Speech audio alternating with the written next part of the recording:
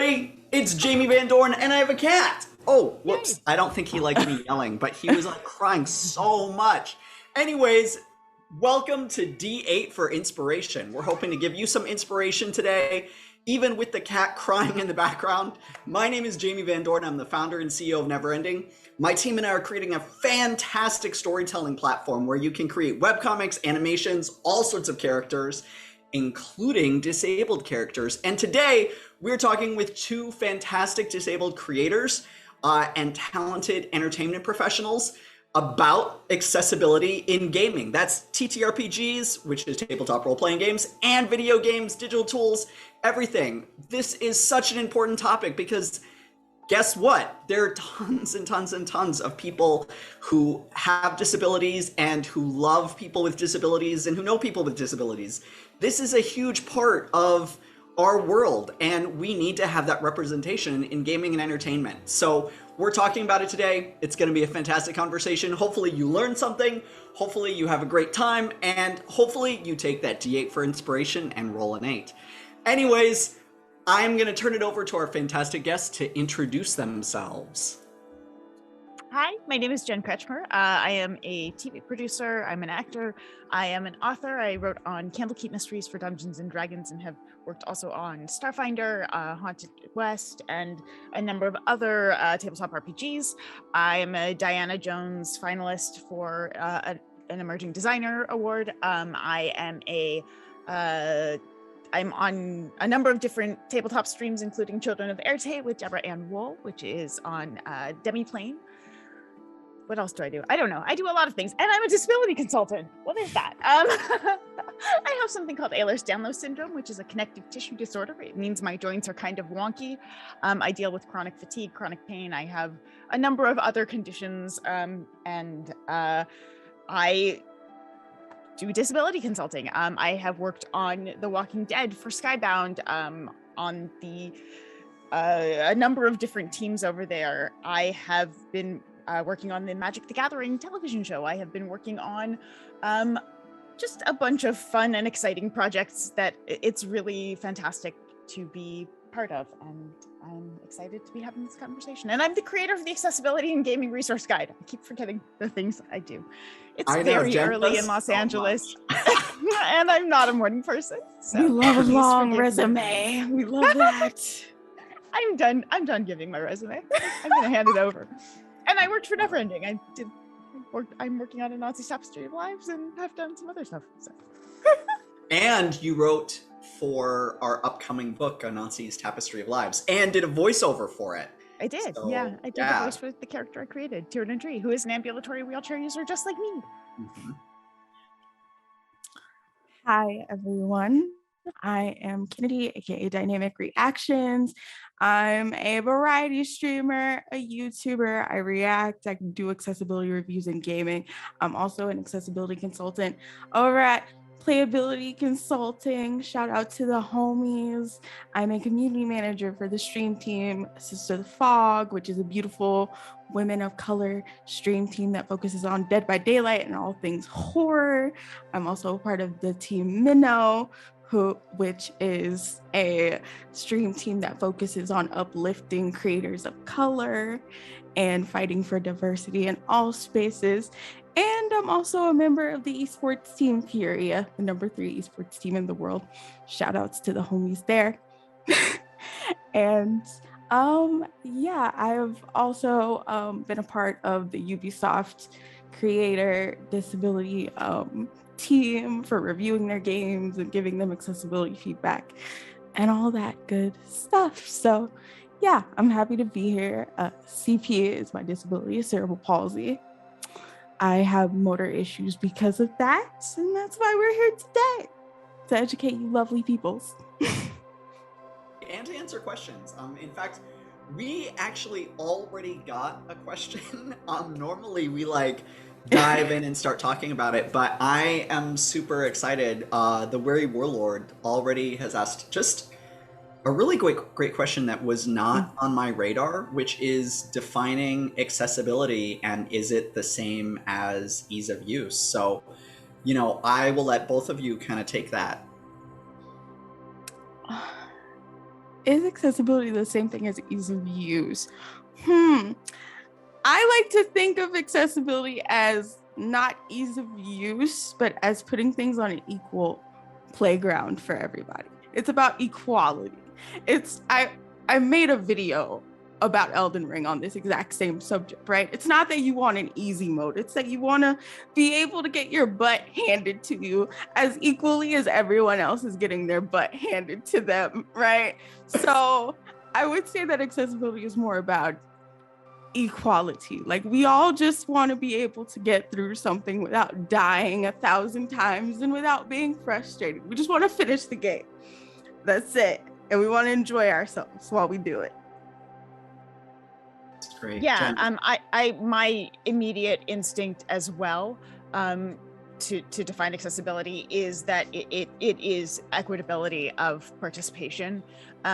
In fact, under the ADA definition, it is referring to a site, facility, work environment, service, or program that is easy to approach, enter, operate, participate in, and or use safely and with dignity by a disabled person. So I know it says with ease, but that's not meaning easy in the sense of like, this is an easy thing to do. It means that there are not obstacles to that participation, rather than there are not challenging things that are supposed to be challenging. It means that, you can enter the building. It means you can, it's not that you don't have, it's not that your job is not difficult to do because it's an interesting job and has, the creative and challenges that the job has as its own entity, but it's that you're not prevented from doing the job because there are stairs to the building and you're a wheelchair user and you can't get into the job. So it's equity of opportunity to participate. That can take a number of forms because there are so many different types of disabilities. 26% of our population is disabled in some way. That number is that was the number pre-pandemic. That number has substantially increased. We don't have the exact numbers, but because of long COVID and the consequences of COVID. Yeah. So I to make it a little bit, those were great explanations, and I just want to kind of bridge onto what you all shared and kind of talk about our app, our Be Neverending app, and kind of how we approach that. So when we were first developing the app, even though we still don't have the full platform built, we were in the very early stages, and the University of Chicago did an accessibility audit for us. And so they identified things like keyboard navigation. There's nothing about our app is not like a game where there's a hard mode or an easy mode, but it's just about someone being able to use it, and having keyboard navigation versus having to mouse and click was an important feature. Being able to tab navigate and tab select. So if somebody has reduced mobility and they're not able, whether it's from a stroke, whether it's from MS, cerebral palsy, whatever, if they're not able to as easily use a mouse, they should be able to still create characters on our site and do things on our site just by using the arrow keys and the enter key. Similarly, we did a lot of work in terms of looking at contrasting colors and looking at is our color palette and the way that we use it workable for somebody who has color blindness so that they can read it and see it. We recently started doing the closed captions for our Twitch streams, which is about allowing people who are deaf or hard of hearing to be able to enjoy the streams. So none of these things are about ease of use, but they are about just simply allowing someone to be in this space. That's kind of what I take from it. And my personal connection to it, my mom is intellectually disabled. She's been disabled my whole life since she was an infant. So, but obviously I don't have that same personal experience as you guys do. And I'd love to. Do we want to help create some empathy in folks and chat a little bit about what it's like when you're having to deal with something that isn't accessible, or do we not want to dive into that yet? I mean, I talk about it all the time in my YouTube videos because I feel like it helps to keep people honest, you know, and just say, you know, this is how I feel. That was one of the things in my Elden Ring video that I had to like do because I couldn't get through the game. So it was more easy to talk about like what happens when, you know, we can't play those things. But for me, if I enter into a space or a game that I can't play, particularly in the space of streaming, right? You have a lot of people or friends who are excited to play a game, and then you download that game and you're like, oh, this looks cool. You get into it and you're like, well, I can't play this, bummer. It's just like, okay. So I use that energy to sort of like educate people and devs, if I'm lucky, to be like, okay, this is where we went wrong. This is how we can fix it. But yeah, it's just making sure that everybody has space to play and do whatever they want within the virtual space. Yeah, I mean, so an example, I guess, would be the difference of experience that disabled people and non-disabled people have had over the last couple of years. So I'm immunocompromised because of some of my conditions, and that meant that, and I live alone, and that meant that I was in total isolation for 396 days. I could not be near other people at all. I could not go to the grocery store. I could not go to the pharmacy. I had to become completely dependent on delivery services and friends who may not have known me well enough to have known my medical regimen, and suddenly were having to go pick up my medications at the pharmacy for me.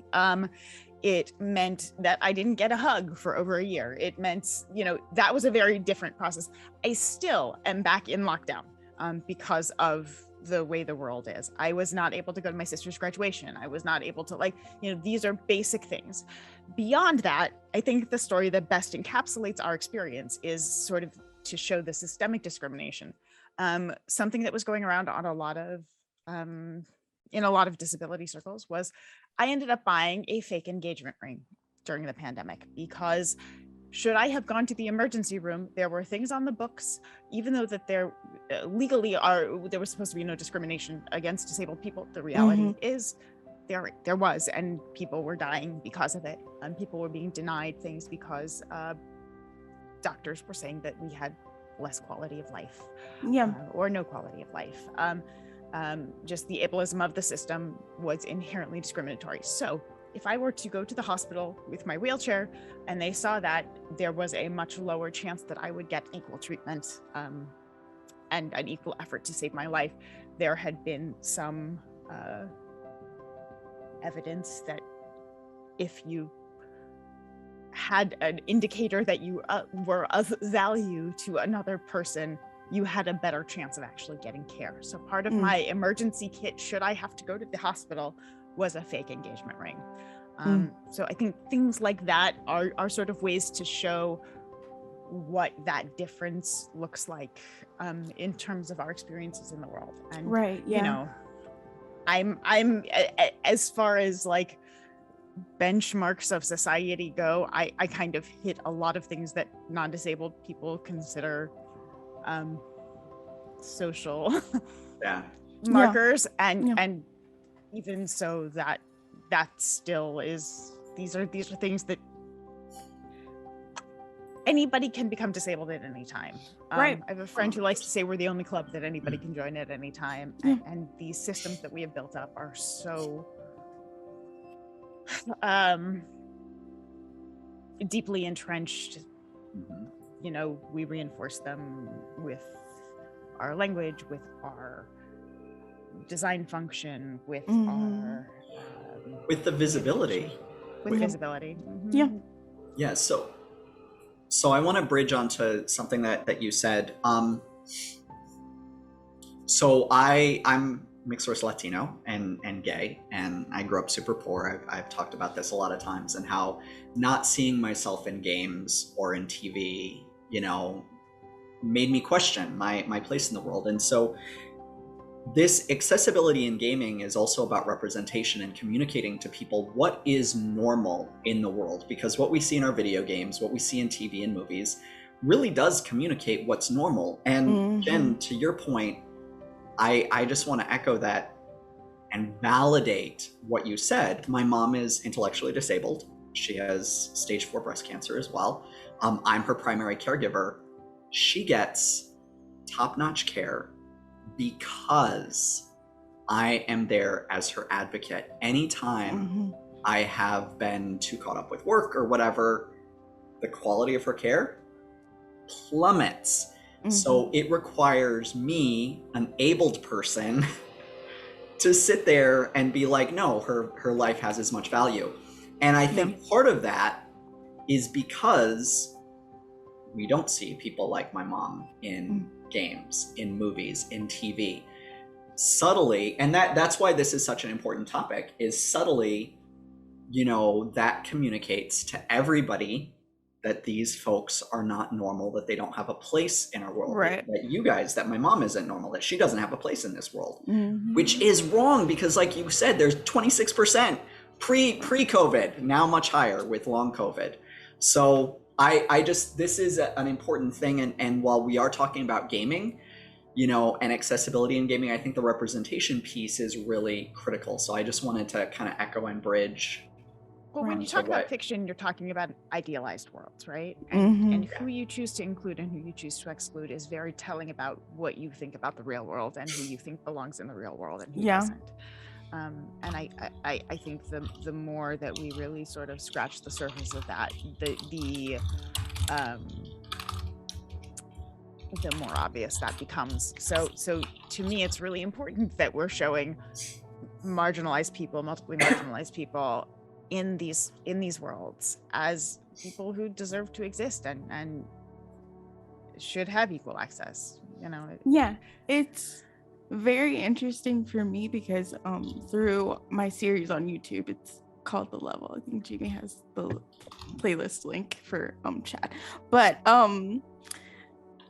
I often spend my time, especially, I keep bringing up the Elden Ring video, but it was one of the most active ones that I have on. So people would ask me like, you enjoy games with like auto aim and target lock? I'm like, I can't play it otherwise. So yeah. It's just like, you have to bring these things to the forefront of people's minds, and also just to tell them that disability is a spectrum. If we see more of stories of like people who are disabled in media, then people inherently learn these things, because whether we like it or not, media is super important. It's like there's a pillar in our society. Yeah, what I was gonna say is there's something called the 6 feet under effect, which refers to a study that was done around the show 6 feet under, which was they took a group of people and they examined homophobia bias prior to watching 6 feet under, and then they showed them, I think, 6 episodes of 6 feet under, and which has a leading character who's gay, and the homophobia bias substantially decreased because they saw queer person humanized. So humanizing people who have different lived experiences, that was the first of a number of studies that have happened because of that initial study that show that our stories do influence the way that we perceive the world and the way we approach other people. So yeah, it really, really matters. How we are doing that, and there are things that are changing. I mean, you look at a show like Special, which was showrun by a disabled queer man, or something like Sex Education, which had a love interest last season who was disabled, and that's huge, but there's still a lot of room for improvement and growth. So I want to touch on 2 things if we can. I want, if you guys have any thoughts about games that have done accessibility pretty well, or at least have aspects of it, and then what are some practical things, whether it's in games or digital tools? I brought up like tab navigation, for example, and but I'd love to hear your guys' thoughts about things that if people are, well, actually, let's move this also into the TTRPG space. So I'm gonna throw like 6 things at you. I'm sorry. So we want to chat about any games that have like done this well, whether they're in the video game space or the TTRPG space, tabletop role-playing game space. Mm-hmm. And then what are some things, features that developers or content creators might consider? So it's kind of a 2-parter. So for me, in terms of like games that have implemented accessibility super well, I feel like I have to give Arcane Lion and Bethesda a little bit of a handshake when it comes to this, because Deathloop, one of the first accessibility reviews I ever did, was the first video for my YouTube channel that I did for an accessibility review. They watched my review, they watched a few of my friends' reviews, and after that, I ended up getting a DM from a dev, and she was like, we see you, we hear you. It's one thing for them to like say that.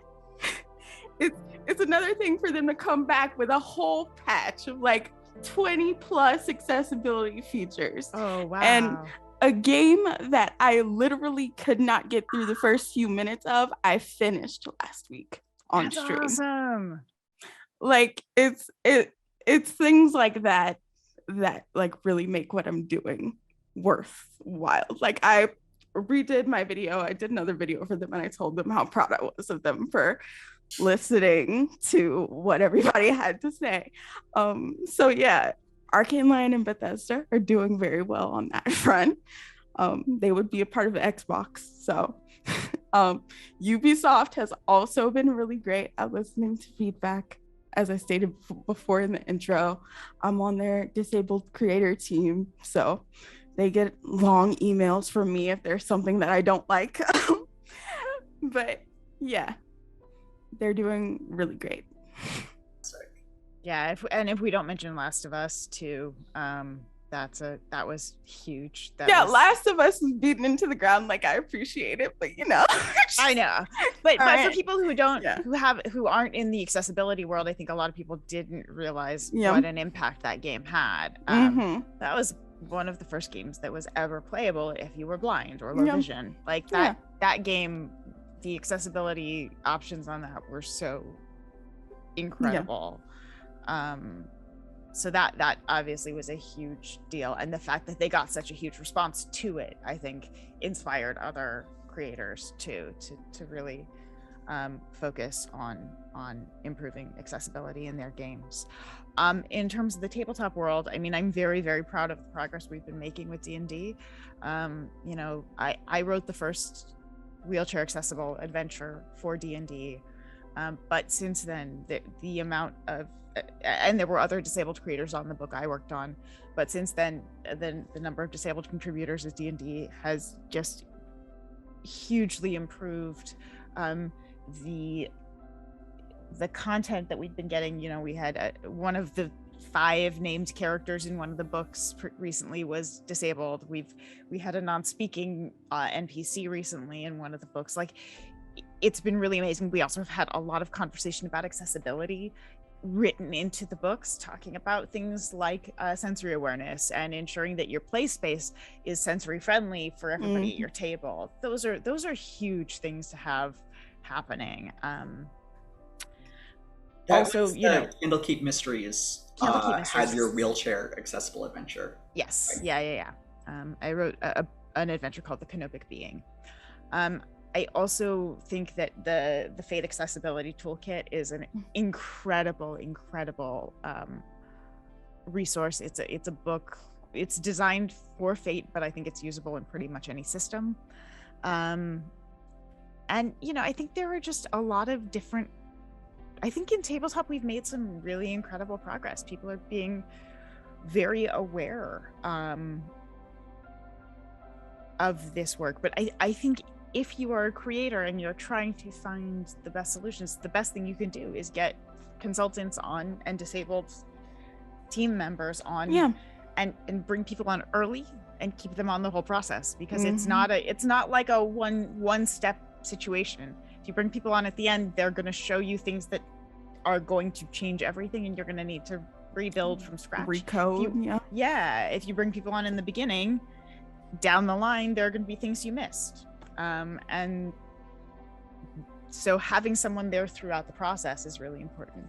I'm very excited about some of the stuff that has been going on with Skybound. I think there's some there's a lot of really cool stuff that's happening in storytelling. So I'm incredibly proud of Clementine, which comes out on the 22nd. It's a graphic novel. There's going to be a trilogy, a YA trilogy about Clementine, who's a very beloved character from the games. I'm so proud of her story and what we've got going for her. That's super cool. To your point about keeping people engaged throughout the process, so accessibility is something that's really important to us. By the way, for all of our viewers today, I had to travel to California for work. I'm still overly tired, underslept. I don't know. Overly tired, I think is what. So for those who don't know, I have ADHD, and what is super comorbid is what is often comorbid with ADHD are tic disorders. And so I probably have been super distracting to watch today because my tics have been really I'm extra fidgety and extra ticky today. So but I'm just letting you guys know that that's what's going on. If it's distracting, I apologize. But now that you know, maybe it won't be as distracting. But anyways, you don't need to apologize for that, though. You don't need to apologize for that. We're all having our little disability person moments here. It's fine. That's true. None of us should ever have to apologize for existing. Yeah. Ooh. Correct. Wow. Tweet it. Tweet it, right? None of us should have to apologize for existing. Oh, Candy is on. Candy is one of our I think that's Candy that's on. She's one of our community engagement managers. So if you want to do a quick tweet that is, you shouldn't have to apologize for existing, I'm totally down for that. Yeah. Anyways, to your guys's, both of your points about the fact that you've got to engage people kind of throughout the process and continually, I mentioned before that we only recently added captions to our streams because it got brought up. We even more recently have been struggling to ensure that alt text is in our thing, in all of our posts. So accessibility, representation, super important to us. And we still have to have people tell us, hey, by the way, here's an area that you can improve. Yeah. It is a continuous journey and it's continuous improvement. And the great thing is that there are tools out there. Jen, you mentioned, so we can't use it because we pre-schedule our posts, but for other individuals, I think there was a tool that you had mentioned that yells at you if you don't do alt text. Yeah, I'm trying to remember what it's called. I know there's a social media tool that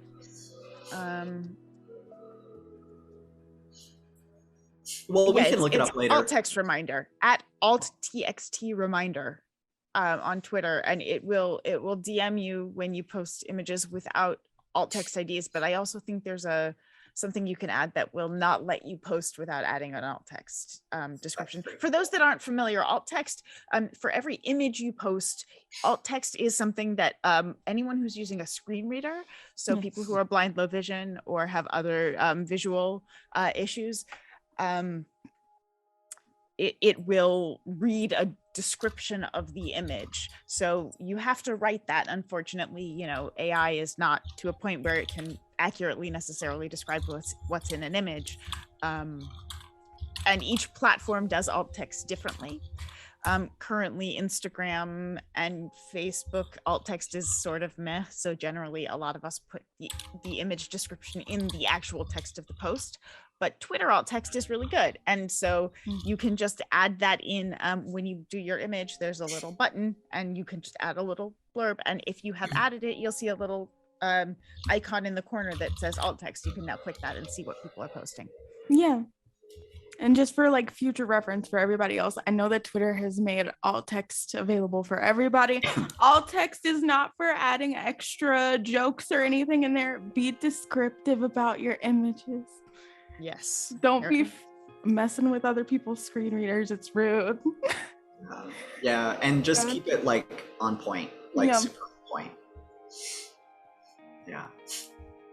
I posted in our chat so shout out to Jen, who's on with us right now.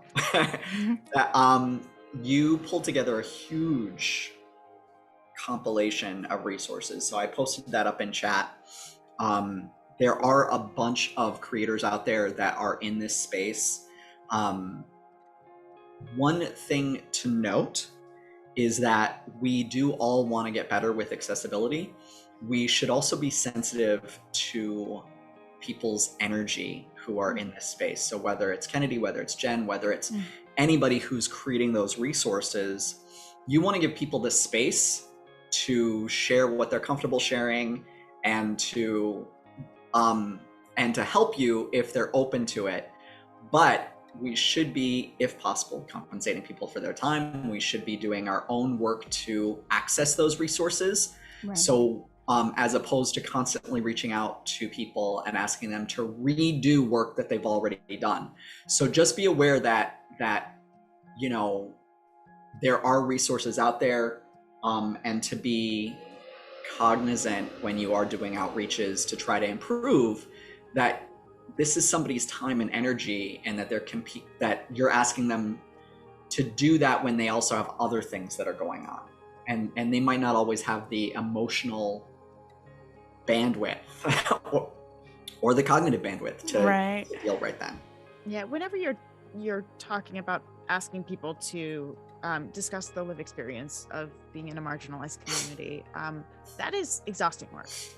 And it's often painful work. There's a lot of, depending on what you're talking about. Some things are not a big deal to talk about for a lot of people. Some things are really painful. Like a lot of us have had some really awful stuff happen. And that, you know, that increases if you're a multiply marginalized person, that increases the more visible your disability is. So keeping that in mind, that is part of why consultants are paid. It's not just for our expertise. And certainly when you are hiring a consultant, you want to make sure you're working with someone who has actual expertise. It's, you know, the lived experience isn't enough when you're talking about consulting on material or technology like that. There is a degree of expertise that you do need someone to have, because there are these tropes and linguistic issues and obviously technical stuff that you want people to have. But also when you're talking about lived experience, that is exhausting, and that's part of why consultants get paid, is because you're asking people to really relive trauma often. So you know, the more homework you can do on your own, the better. And I highly recommend every single person take 8 minutes and they go watch Stella Young's TED Talk. I am not your inspiration. Thank you very much. It is the best thing. Is such a good one. Also, Disability Visibility by Emily Ladau is a wonderful book. Wait, am I mixing up book titles? It's early. That's Emily's, right? Is that? No, that's.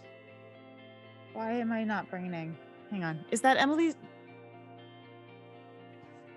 Hang on. I'm sorry. I have to double check this. That's okay. Disability Visibility is one of the 4 books that I always recommend, but. That's okay. Kennedy. No, wait. That's. I'm sorry. Disability Visibility is Alice Wong's amazing anthology. Why am I so tired? Oh my gosh. Okay. Well, to be fair, it is 9:30 where you are. That on a Saturday. Yeah. And I went to bed at like 4:30, something like that. I have horrible insomnia. Demystifying Disability is Emily Ladau's book. It's a phenomenal 101 introduction to disability culture, disability history. It teaches you about everything from the ugly laws to like basic technology and the things that just the basic things you need to know. Disability Visibility is Alice Wong's anthology of essays by disabled people. It's a collection of essays. It's stories from the 21st century. It's a phenomenal book. There's also a young adult version, and Alice also has Year of the Tiger, which is her autobiography, coming out this year. You can pre-order that now. I'm embarrassed that I mixed those up. No, you're good. Also, Being Seen by Elsa Hunason is phenomenal. Elsa is a deafblind Hugo and Nebula award-winning author, and she's brilliant. And game designer. She created the Fate Accessibility Toolkit. So. Oops, that's a really useful toolkit. I keep having to like mute and unmute both because otherwise my Google Meet thinks that everything that you guys are saying, I'm also saying it. And while I love I'm like, thank you, Google Meet, for giving me all of the credit. You know, I don't want people to have to read through double captions. Kennedy, I'd love to, did we link to some of your talks? And then we're also yes, hold on. Let me grab the playlist link again. I think. Oh, is this I do see the YouTube playlist. Oh, yes. Oh, do you see it? Ashley's going to post it again. Ashley's going to post it again so that we get that in there. One of the things that I would love to chat about is some of our... Oh, actually, before we get into I do want to make sure that we chat about like kind of some of the favorite disabled characters that you might have seen in books, movies, TVs, games. But I want to bring this into a different space, since we know that we've got DMs and we have players of Dungeons and Dragons and other TTRPGs on. Let's talk about bringing and creating the space for disabled characters at your table. I think that's a really important thing. So that's such a big topic. I'm just gonna place that in front of you guys and just let you run. Yeah, I think it's like super important as well. Like, I don't have that much D&D experience. I have friends now that play D&D, so I know a few things. I know more things than I knew last time when we got together for the Neverending. We're gonna have to get you on a live play, or at least playing, at least whether it's on stream or not. But we have to get you on a live play. But I think it's most important for the DM, first of all, to have accessibility in mind, obviously, because at that point, right, comparing it to traditional video games per se, you are the dev in a sense. So you have to having a disabled player in mind when you are DMing, when you're creating whatever story you're going to create, and just making sure that your table is accessible for them. Obviously, Jen knows a lot more about that than I do, but making sure the sensory space is nice and clean for people who have sensory issues, making sure that if you have someone who's in a wheelchair or has a character that's in a wheelchair, that they feel welcome and stuff in your settings and the scenarios that you're trying to create, and that we don't feel left out. That's just general basics for me. Yeah. The first piece of it to me is when you're talking about fantasy worlds, like reflecting those communities in the world, ensuring that you have NPCs who are disabled. When you start thinking about designing your cities, design your spaces, your imaginary spaces with accessibility in mind. Just make it standard. Like it's not that hard. You're imagining these places. We don't have to worry about, getting building codes to rebuild to ensure that we have ramps and elevators. We have, magic to make teleportation circles and can put in ramps. Yeah. You don't have to have stairs in your world at all. Like the most iconic monsters in D&D don't need floors.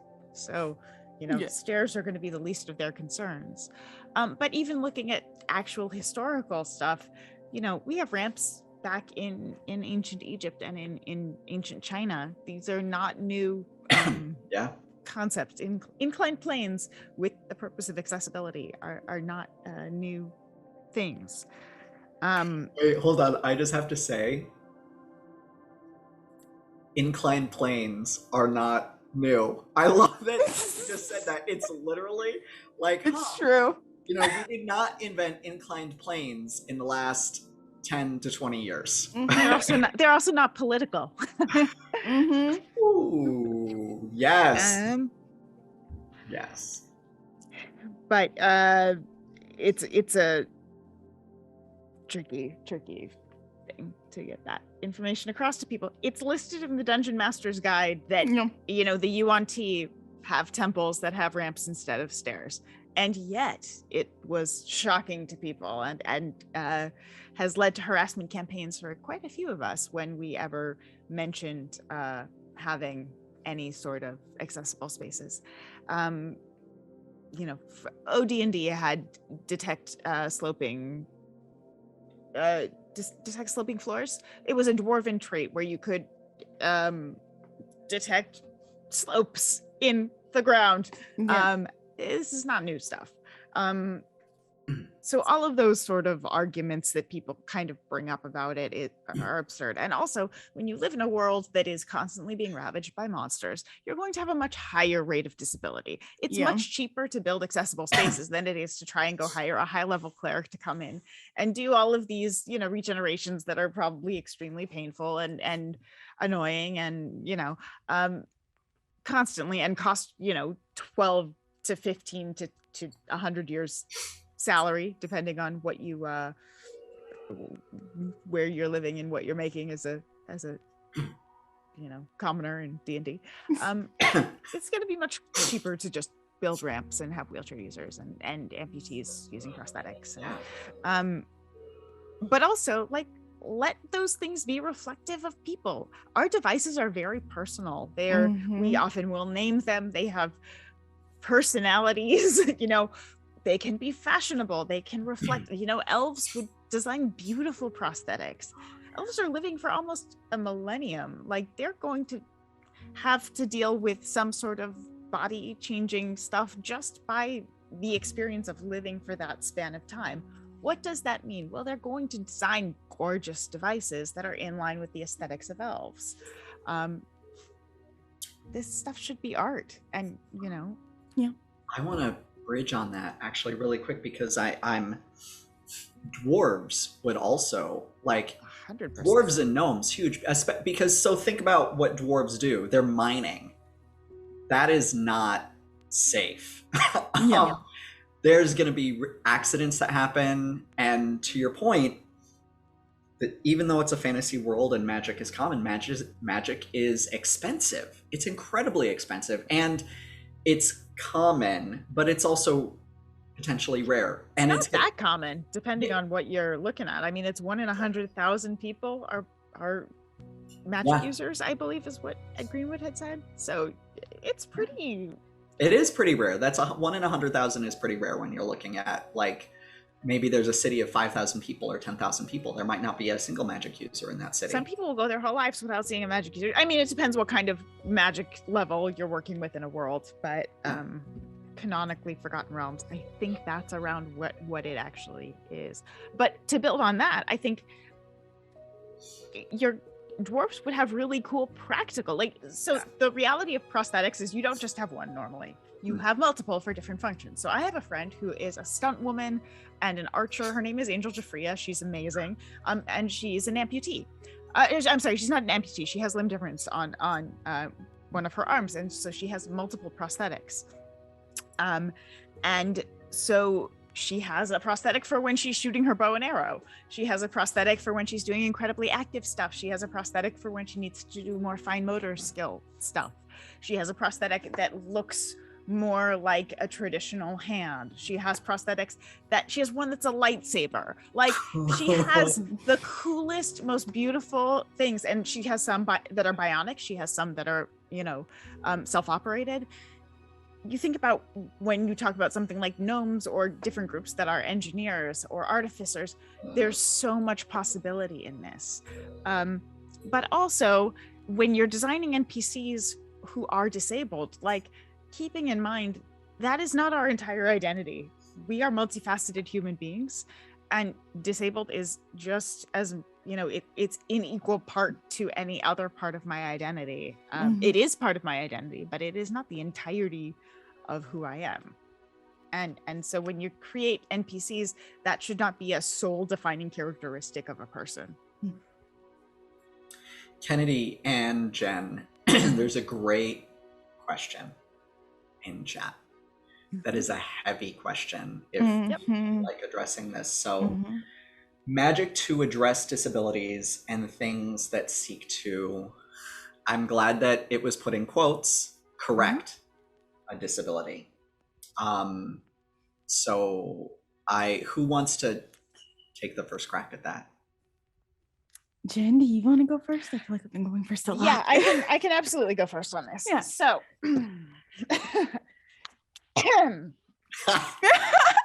She's like, here we go, kids.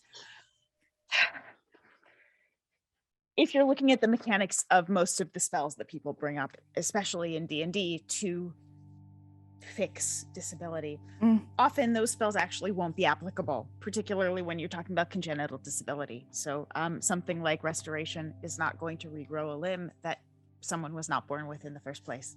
And there is nothing that would set up that people would suddenly not ever be born with limb difference. So I think if you're talking about the possibility of having your player character who originally was non-disabled, who was in an accident, became disabled, and wants to have the same, you know, bodily setup that they had at the start of the game, if that is something that is important to a player, absolutely go ahead and let them have regeneration and have the options to do that. However, also provide the option to have a really cool multi-purpose prosthetic, you know, like give other possibilities in that. When you talk about something like blindness and deafness, this is where it gets really interesting, because people assume that if you have a deaf character and you suddenly give them the ability to hear, that they are going to suddenly understand what is spoken language, what everything means. The reality is, if you have never had hearing and you are suddenly given sound, and this is we know how this goes because people who have cochlear implants have talked about how this experience goes. You cannot differentiate. You can't differentiate spoken language from other sounds. You don't know the difference, and you certainly can't understand what is being said. It is incredibly disorienting. It makes you dizzy and nauseous and really uncomfortable. And a lot of cochlear people who have cochlear implants actually will take them off a lot of the time because it is so overwhelming and so disorienting. And the same with vision. If you've learned to live your life without that, your neural pathways are not designed to use that information. It's kind of meaningless and actually might be a detriment, in the same way that if you have a sighted person who suddenly becomes blind, that is disorienting. But if you have a character who's become blind a long time ago and has lived with that most of their life, they're going to have all of these different ways that they go through their life. It's not, you know, when we become disabled, we adjust, and you adjust pretty quickly. They've found that in 6 weeks you can learn to there's a very interesting thing that some deaf people use that is similar to an echolocation ability. It's a clicking thing. They just did a study that people can learn that in 6 weeks, and that's a completely new set of neural pathways. So I hate the cure narratives. I certainly hate characters whose entire existence is around the idea of, like, I am miserable, I am evil because I am disabled and I need to be cured. Like, all I want in life is to have, you know, this normal body, because first of all, it assumes that there is a normal body, which what is that? Like to add on to Jen's point, like it's like someone walking up to me and saying, hey, I can fix your legs today, and it would be like, no, you're messing with what my perception of normal is now. I don't know what it is to walk without an adaptive tool. So Yeah. obviously that's going to take some getting used to if I even wanted that in the first place. Like, I'm happy chilling over here. My life is not less than because I am disabled. I have knowledge and experiences that other people don't necessarily have. And I'm grateful for those things. And I love who I am. And so people deserve to have that reflected in games so that kids, teenagers, adults, if they need it, can learn to love themselves too. There's nothing wrong with being disabled. Yeah, it's and also just kind of remembering too that this is a spectrum of existence. This is not binary. 90% of blind people have some vision. Similar numbers when you're talking about deafness. Ambulatory wheelchair users are actually more common than people who have no degree of being able to stand or walk but yet if that happens in public, everyone is accused of faking their disability, and you're like, no, you have no understanding of how this works. So if you can get away from these binary on-off switch ideas around disability too, I think that really informs how a lot of those topics get approached. But certainly I think Kennedy brought up something that's really important, which is the skill set that disabled people develop. Like, we are incredible at planning because we have to be. We are prepared for anything. We have backup plans A through Z and then 1 through 587. These are skills and tools we have learned to use. The deaf community has something that they call deaf gain, which is unique things that are special to the deaf community that they do that hearing people don't. Being able to communicate in a subway station when there's a loud train going by is a deaf thing that hearing people who don't sign certainly can't do. Right. It's a much more complex and nuanced topic than that, but that's a very simple example of a deaf gain type thing. But there are things that we gain from our disabilities and experiences that I would not be nearly the TV producer I am if I did not have the lived experience of my disability, because I know the shortest point between A and B in many, many different ways.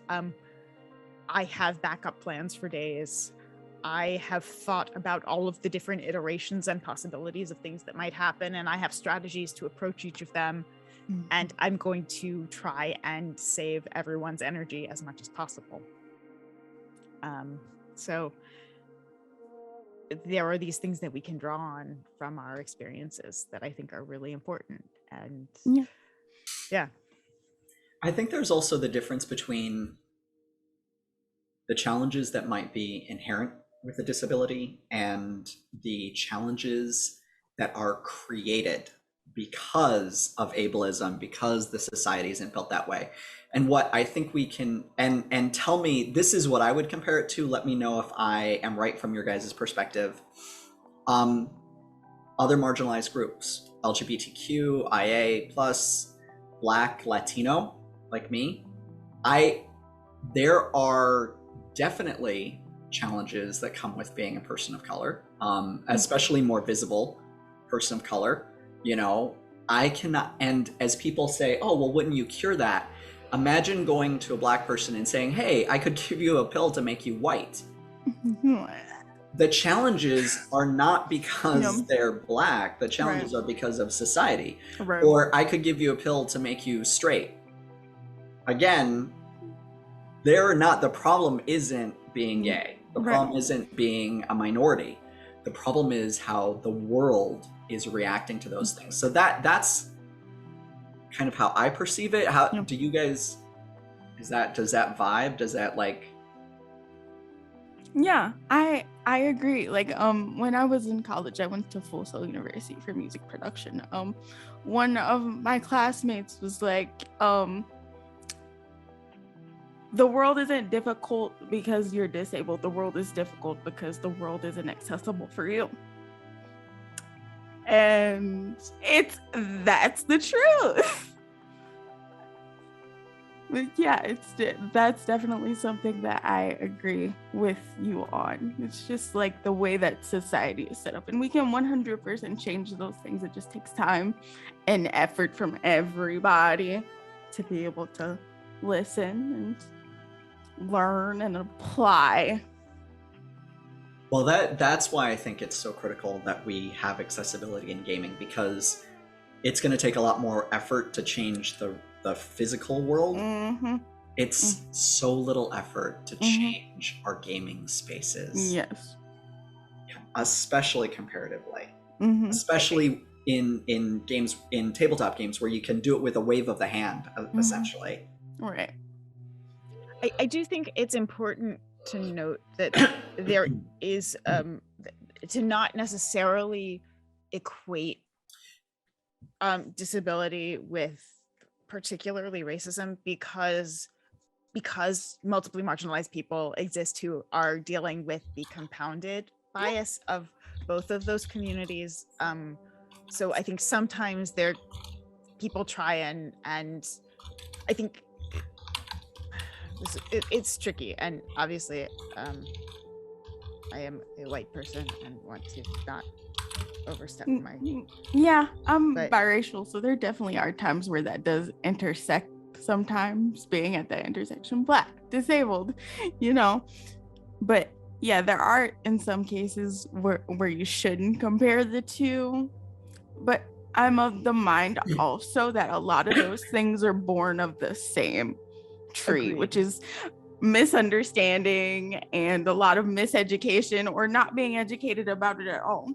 Yeah, and the historical bias, particularly of white supremacy. Because the idea of a capitalist, I mean, so much of ableism is rooted in this idea of what productivity is, and that your productivity determines your worth, which, spoiler alert, people, productivity does not determine your worth. Right. What you can make is not determinant of whether or not you deserve to exist in the world. But those are good points. Those are really good points, Jen. And you're right. I shouldn't I'm not meaning to say that they are the same or that they're equated. It's just for people who don't.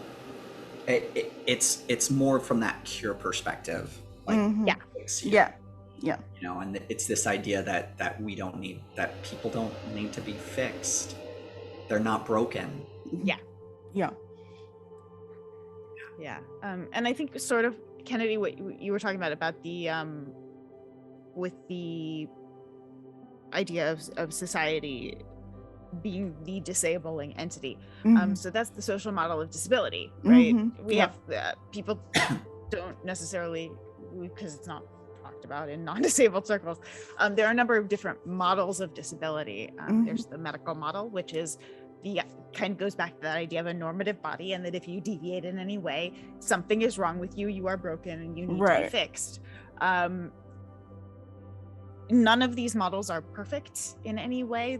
They all have parts that have some degree of value to consider. Well, not all of them. Some of the more fringe ones are like... Anyway, coming back to what I'm trying to say, but the medical model is a deeply flawed model. The social model says that the problem is not the disability, it is that society is not accessible. And I think most disabled people feel that is the primary situation. I'm going to get into disabled nuance here. I'm going to stop talking.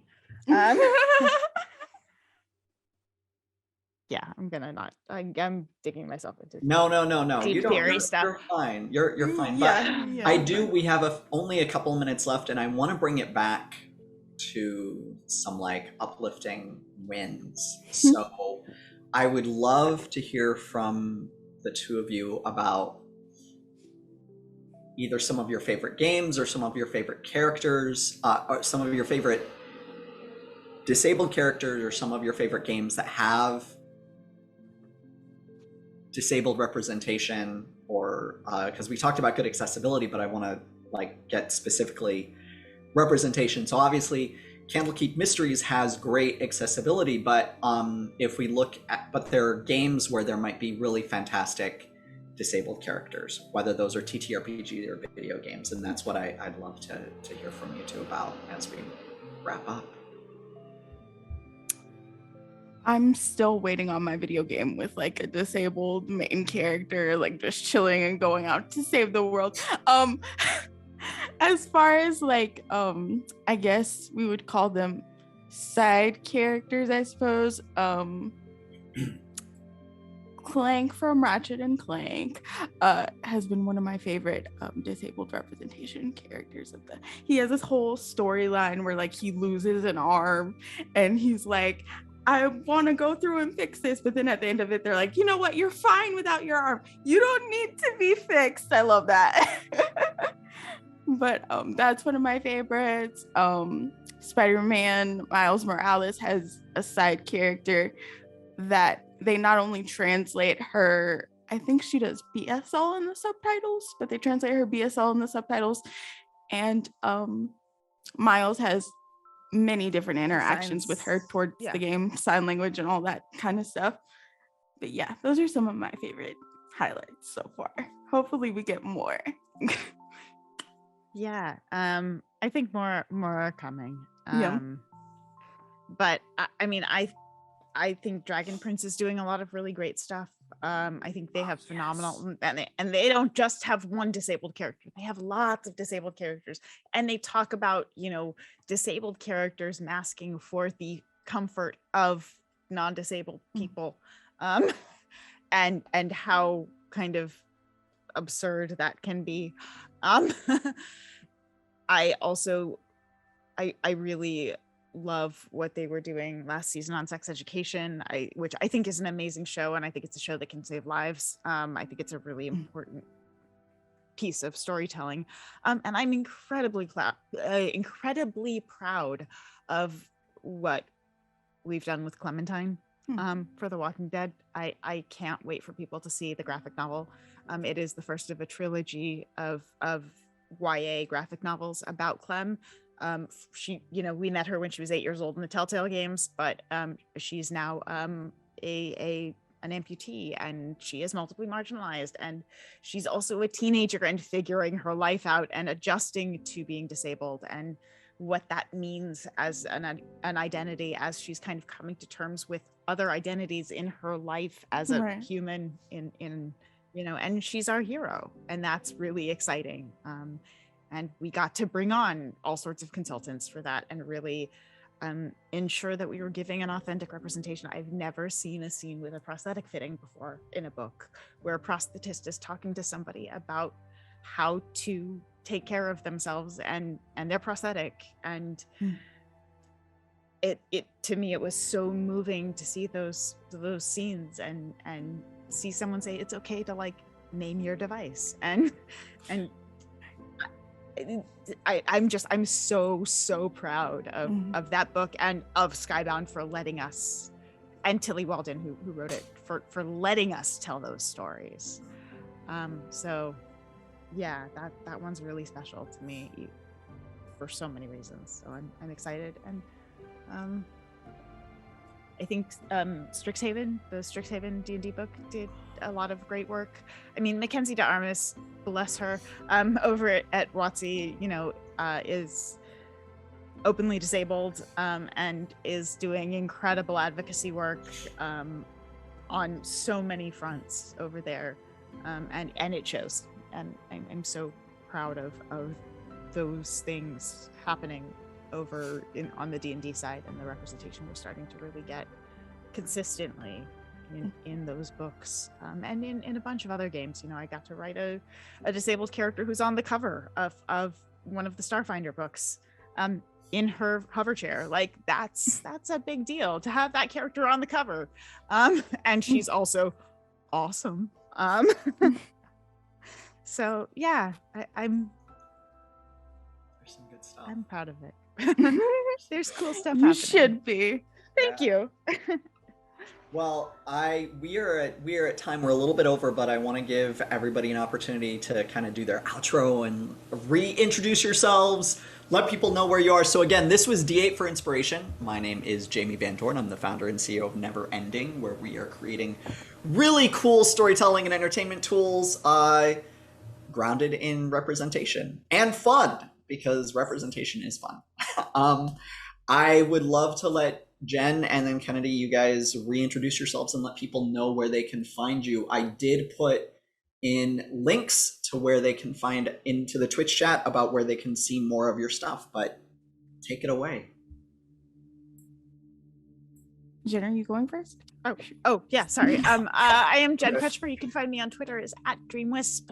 You can find it in my pinned tweet on Twitter my link to the accessibility and tabletop, the accessibility and gaming resource guide. You can find me on Tuesdays on Children of Erte with our DM Deborah Ann Wool on twitch.tv/demiplanerpg. I also stream on Mondays on twitch.tv/dreamwispjen. And yeah, keep an eye out for exciting things happening. Also later today, I am doing a stream for charity for TTRP Gifts. We're doing a fundraiser for Robb Elementary. So that's happening all weekend. Please join us, and if you can, pitch in for a really important cause. Jen, if you put it in the Zoom chat, we'll post it in the Twitch chat. Okay. Better thing is to to follow the.